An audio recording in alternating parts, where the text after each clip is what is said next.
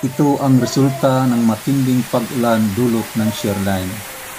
Dahil sa magdamag at lakas ng buhos ng ulan ay nagdulot ito ng matinding pagbaha ng mga ilog. Nakakatakot dahil abot na sa baywang mula sa flooring ng tulay na ito. Hindi na talaga madaanan ng mga tao at sasakyan dahil sa malakas ang agos ng tubig baha.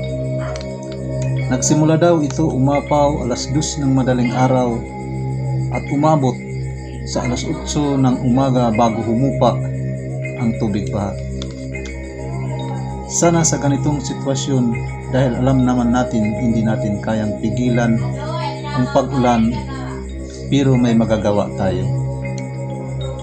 Kaya naman maghanda tayo tuwing tag-ulan at sundin lang natin ang mga babala ng otoridad.